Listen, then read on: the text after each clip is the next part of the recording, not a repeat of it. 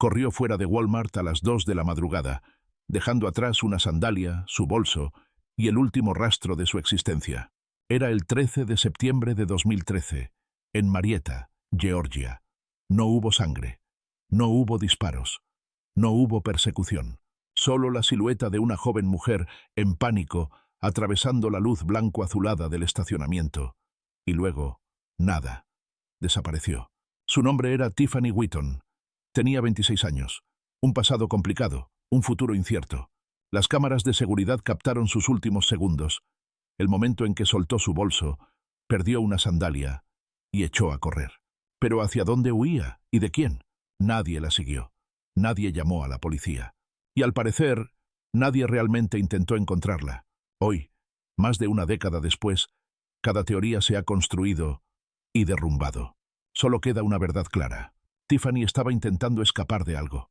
Tiffany Wheaton nació en 1987 en el estado de Georgia. De niña, era alegre, de cabello rubio, siempre con una sonrisa en el rostro. Y al crecer, se convirtió en ese tipo de persona que podía encantarte y desesperarte al mismo tiempo.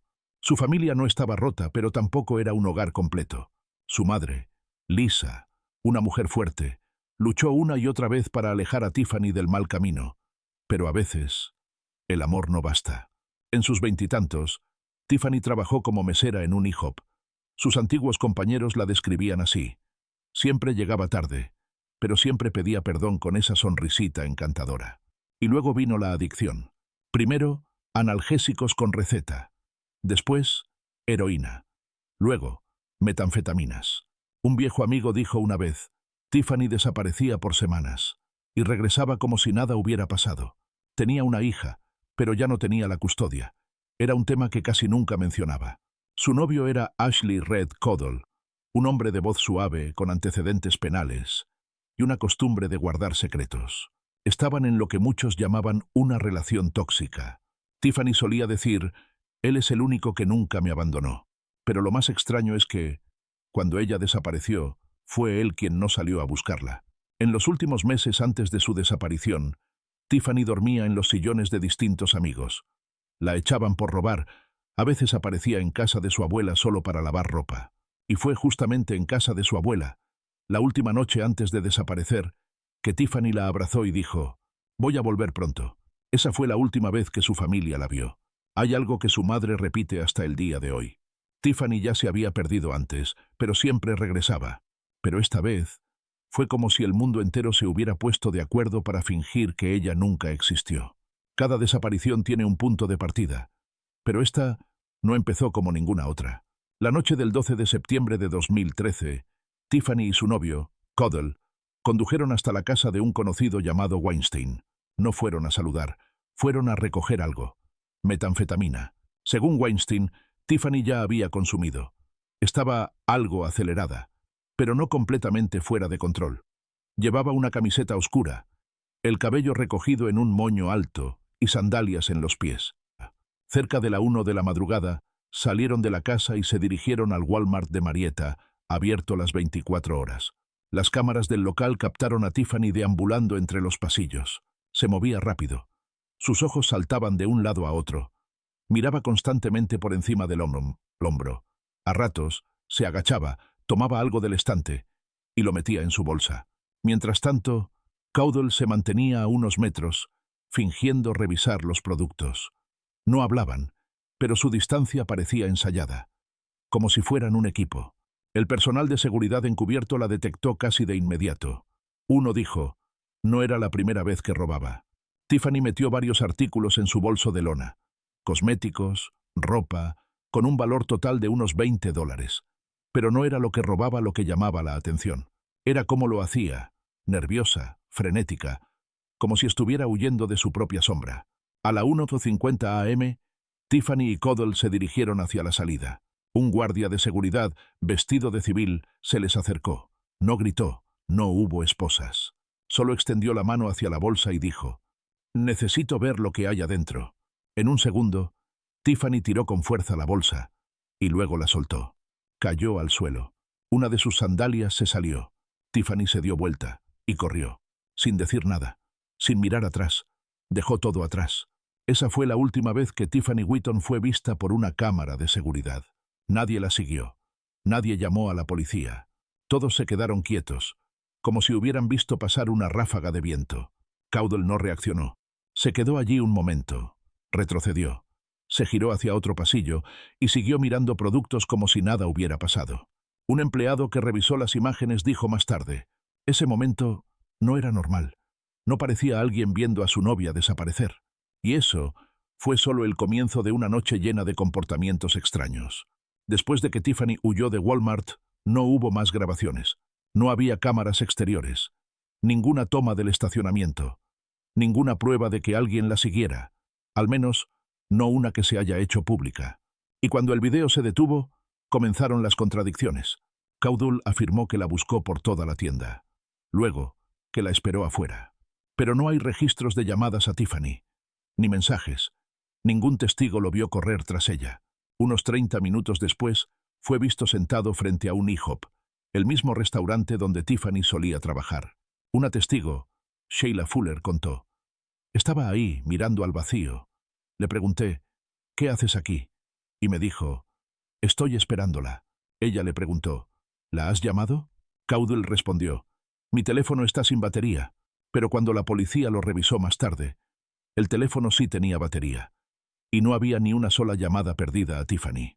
Después de IHOP, Caudle y algunos conocidos, entre ellos Weinstein, dijeron haber salido a buscar a Tiffany, que recorrieron caminos secundarios, casas de amigos, incluso algunos lotes vacíos.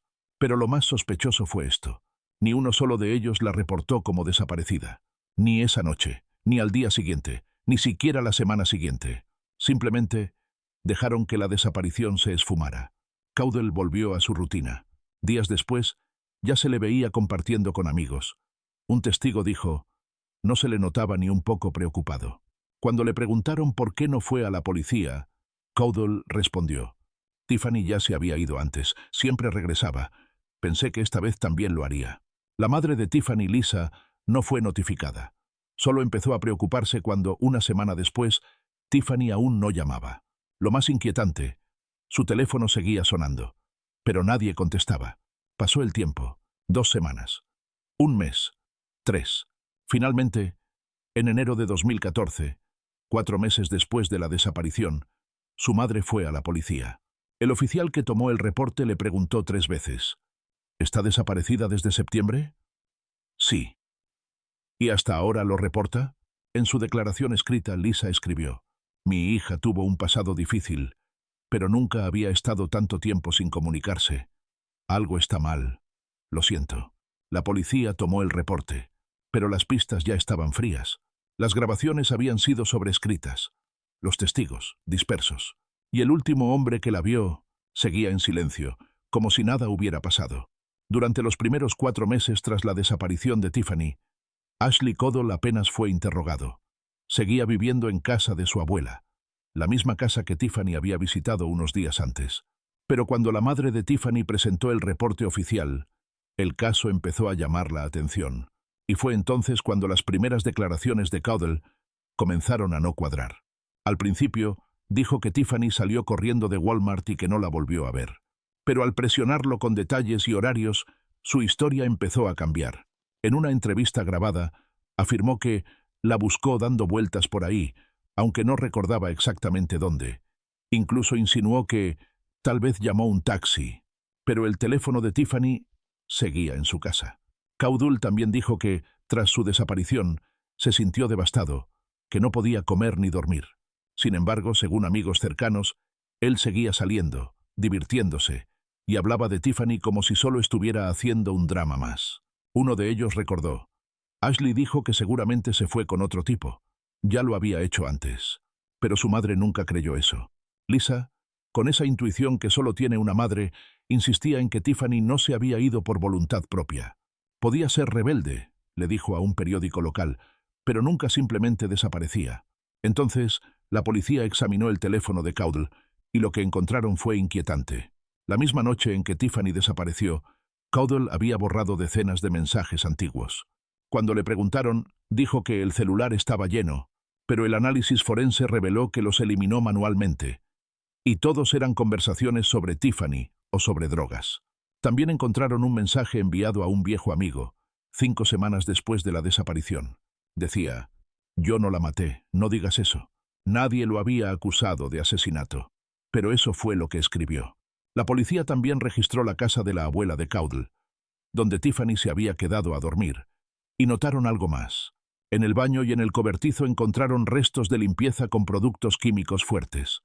Algo muy inusual en una casa que, por lo demás, estaba desordenada y sucia. Cuando lo interrogaron al respecto, Caudle respondió: «Solo estaba limpiando. ¿No puedo limpiar mi casa?». Pero lo que más inquietó a los investigadores fue lo último que dijo al salir de la estación. «Si algún día encuentran algo, espero que esté muerta, porque si no lo está, va a volver y me va a matar». 4 meses después de la desaparición de Tiffany, la policía recibió una llamada anónima. No había nombre, solo una voz áspera susurrando: «Creo que Tiffany está bajo el agua». «¿Dónde?». «Lake Allatoona, cerca del viejo campamento, no puedo decir más». Y colgó. El lago Allatoona, a unos 30 minutos en auto desde donde Tiffany desapareció, es conocido por ser un lugar donde se han ocultado cuerpos antes. Es amplio, difícil de vigilar, con kilómetros de orillas sin cámaras y sin tránsito de personas. Durante 3 días, equipos de buzos peinaron el lago. No encontraron un cuerpo, pero sí hallaron algo. Una gran bolsa de plástico, atada con cuerda, flotando cerca de la orilla. Dentro había retazos de tela vieja, un frasco de pastillas vacío y un par de sandalias. Sandalias idénticas a las que Tiffany usaba la noche que desapareció. Pero no había ADN, ninguna prueba concluyente. Y nadie, ni siquiera Caudle, confirmó que fueran de ella. Cuando le preguntaron, Caudle sonrió con indiferencia. «Mucha gente usa esas, las venden en cualquier Walmart». Entonces apareció otro testigo. Una mujer llamada Shonda, ex vecina de Caudle, se presentó ante la policía. Dijo: «No sé si será importante, pero el día después de que Tiffany desapareció, vi a Caudle lavando su carro. Y no me refiero a una lavada cualquiera. Estaba fregando como si intentara borrar sangre». La policía revisó registros de alquileres. Y sí, Caudle le había rentado una hidrolavadora. Justo ese día. Otro amigo, Weinstein, de pronto dejó de colaborar con la investigación. Antes había jurado que no sabía nada. Pero en una llamada telefónica grabada dejó escapar algo. «Si llegan a encontrar ese barril, se acabó». Esa palabra, barril, encendió una nueva ola de rumores. Que Tiffany había sido asesinada. Que su cuerpo fue metido en un barril con concreto y arrojado al lago. Un testimonio no confirmado afirmaba que, la noche de la desaparición, un grupo de amigos de Caudle alquiló una camioneta y transportó algo muy pesado hasta la orilla. Pero nadie dio su nombre. No se emitió ninguna orden de cateo a tiempo. Y cuando las autoridades regresaron para una segunda búsqueda, el nivel del agua había subido más de 2 metros. El caso cayó en un limbo. Los que conocieron a Tiffany estaban divididos. Algunos decían que huyó, otros que fue asesinada. Pero todos coincidían en una cosa: Tiffany le tenía miedo a algo. Y la noche en que desapareció, ese miedo finalmente la alcanzó. Durante meses, todas las sospechas apuntaron a Ashley Caudle, el último novio que estuvo con Tiffany. Pero a inicios de 2015, un testigo inesperado salió a la luz. Un hombre llamado Raymond Cole, que había sido compañero de celda de Caudle. Cole declaró que, mientras cumplía condena por un delito no relacionado, escuchó a Caudle confesar que Tiffany ya había sido manejada. Las palabras eran ambiguas, pero según Cole, Caudle dijo: «Yo no fui quien lo hizo, solo lo organicé». Aquello cambió todo. Si Caudle no actuó solo, ¿quién más estaba involucrado? Los investigadores comenzaron a revisar de nuevo todos los contactos de Tiffany en sus últimos días. Y un nombre, antes apenas mencionado, reapareció: Brent Gearhart, un amigo de Caudle de mediana edad, con antecedentes de violencia. Brent había aparecido en una foto antigua junto a Tiffany, pero su nombre casi no figuraba en los archivos del caso. Un vecino de Brent declaró después: «Esa noche escuché gritos, una mujer, y luego silencio». Cuando la policía interrogó a Brent por primera vez sobre Tiffany, él lo negó todo. «Ni siquiera recuerdo su cara», pero al mostrarle la foto vieja en la que aparecía con ella, titubeó. Sí, supongo que nos conocimos una vez». Esa incomodidad bastó para que los investigadores pidieran una orden de registro. Pero cuando llegaron, Brent ya había huido. Su vehículo fue hallado 2 días después en Alabama. Dentro había un cuaderno con frases garabateadas. No quiero morir por el error de otro. Me dijeron que no hablara. Me quedé con el barril porque no tenía opción. El barril. Otra vez, esa palabra. Brent fue arrestado en un motel de carretera en Mississippi. Pero al ser trasladado de regreso a Georgia, guardó silencio total. Su abogado declaró: mi cliente teme por su vida. No hablará sin protección especial. Sin pruebas físicas para incriminarlo, la investigación se volvió a estancar. Y aunque Brent claramente ocultaba algo, el caso volvió a hundirse en el silencio. Hasta que apareció otra voz, esta vez desde el lado de Tiffany. Y esa voz era su madre. Lisa Daniels, la madre de Tiffany, no era investigadora. Era una enfermera retirada, viviendo en una casita con ventanas al jardín. Pero desde el día en que su hija desapareció, se convirtió en detective por necesidad. Lisa montó su propio expediente, colgó fotos de Tiffany en la sala, rastreó testigos, subrayó contradicciones en declaraciones. Encontró a una mujer que había vivido cerca de Caudle. Esa mujer le dijo: una vez escuché a Tiffany llorando y gritando: si desaparezco no creas nada de lo que él diga. Lisa llevó esa información a la policía. Nadie la registró. Recuperó los viejos diarios de Tiffany. Páginas llenas de desesperanza. No sé quién es real ya. A veces pienso que debería morir y terminar con todo. Lisa los llevó al departamento de policía del condado de Cobb. Se los devolvieron. Solo son emociones, le dijeron. No se emitió ninguna nueva orden de registro. Ninguno de los amigos de Caudle fue llamado a una segunda entrevista. No hubo ruedas de prensa. Lisa empezó a aparecer en programas de televisión locales, diciendo claramente: si Tiffany hubiera sido una chica blanca, limpia, sin antecedentes, esto sería diferente. Y no se equivocaba. En la misma época en que Tiffany desapareció, otra mujer blanca también se perdió en Georgia. En 48 horas ya había alerta estatal, cámaras incautadas y el FBI involucrado. Con Tiffany, nada. Lisa recordó. Iba a la estación. El oficial de turno me miraba como si molestara. Me preguntaron: «Ella era adicta, ¿verdad?». Dije que sí, y desde ese momento trataron el caso como si no importara. Un locutor de radio local incluso la apodó Missing Meth Girl en directo. Lisa envió cartas exigiendo disculpas. Nadie respondió. Pero no se detuvo. En 2017, organizó una vigilia con velas en el estacionamiento del Walmart, donde Tiffany fue vista por última vez. Solo 9 personas asistieron, pero Lisa estuvo allí, sosteniendo la foto de su hija, con la voz temblorosa. Tiffany Wheaton, 1,60 m, cabello rubio, vista por última vez con unas sandalias rotas y una bolsa de lona. Si alguien sabe algo, por favor hable. Las cámaras de seguridad captaron esa escena. Una madre, sola en el mismo lugar donde su hija desapareció, llamando a un mundo que parecía haberla olvidado. No era una oración. Era una advertencia silenciosa a quienes aún guardaban secretos. 4 años después de la desaparición de Tiffany, el caso casi había caído en el olvido. Sin nuevas pruebas, sin sospechosos acusados, sin arrestos. Pero en 2018, algo inesperado apareció en Reddit, en el foro Unresolved Mysteries. Un usuario anónimo escribió: «Yo solía salir con Tiffany. Ella no fue asesinada. Se fue por su cuenta». El comentario, de unas 600 palabras, detallaba cómo Tiffany había planeado escapar de Georgia, que había dicho muchas veces que quería dejar a su novio, a su familia, y hasta a sí misma atrás. El autor incluso describía un plan para huir a Texas con una identidad falsa. Al principio, todos dudaron, pero pronto surgieron pequeños datos que coincidían con detalles privados de la vida de Tiffany. Información nunca divulgada. Así nació una nueva teoría. Tiffany no era la víctima, sino la arquitecta de su propia desaparición. Los comentarios se dividieron en 2 bandos.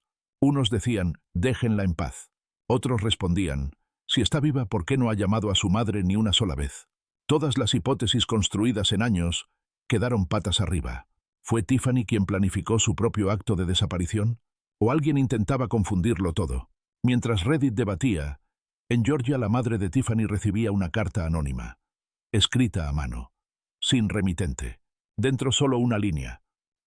Su hija no fue asesinada, se fue porque sabía demasiado. Lisa llevó la carta a la policía.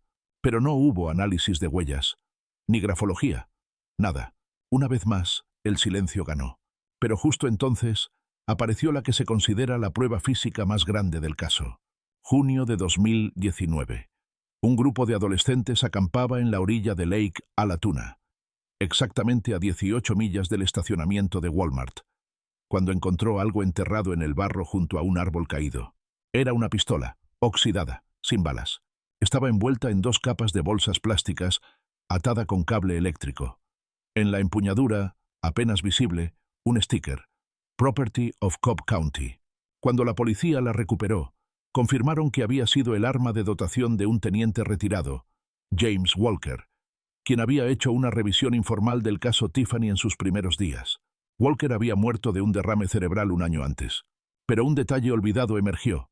En su juventud, había sido amigo de Brent Gearhart, el sospechoso que huyó. ¿Por qué el arma de un ex policía estaba envuelta y escondida cerca del lugar donde se rumoraba que Tiffany fue desechada? ¿Y por qué estaba descargada? Los investigadores no respondieron. Los archivos relacionados con Walker fueron sellados por razones internas. Un ex empleado del departamento, bajo anonimato, dijo: Walker llamaba a Tiffany esa chica problemática. Una vez me dijo, ese caso nunca debió ser un caso. Nadie sabe a qué se refería. Semanas después del hallazgo del arma, llegó otro aviso desde el lago.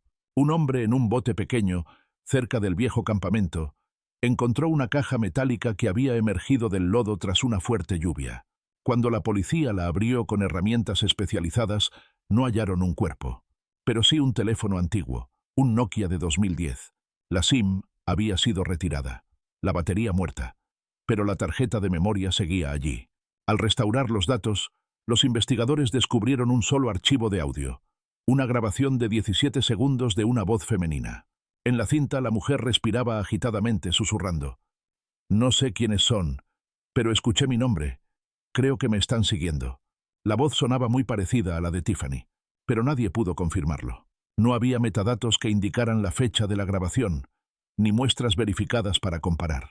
Un experto en audio independiente comentó: lo inquietante no es la voz, es el sonido de fondo.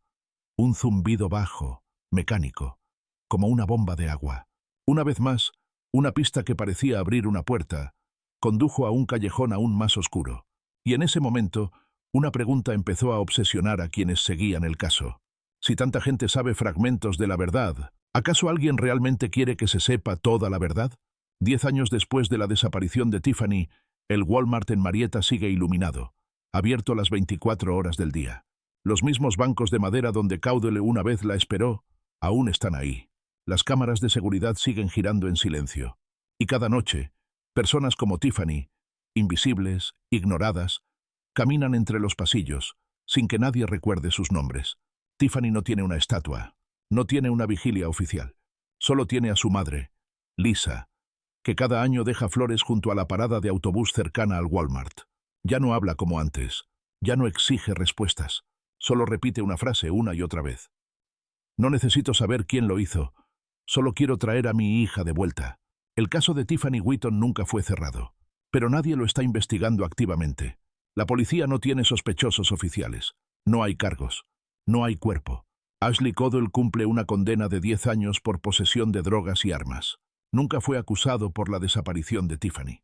Brent Gearhart fue liberado por falta de pruebas, y nadie volvió a preguntar por la pistola vacía en el lago.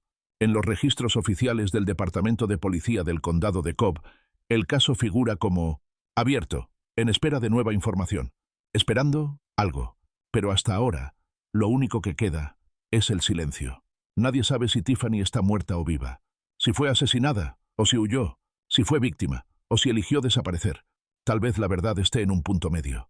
Tal vez ni siquiera ella imaginó que aquella carrera fuera a convertirse en el final de su historia. Un testigo lo dijo alguna vez. Huyó con una bolsa de cosas robadas, pero nadie supo nunca de qué realmente estaba huyendo. Algunos desaparecen en el bosque, otros se pierden en el mar. Tiffany desapareció bajo luces fluorescentes, en una ciudad de decenas de miles de personas, y nadie la vio, nadie la recuerda. Y quizás, solo quizás, nadie nunca quiso encontrarla.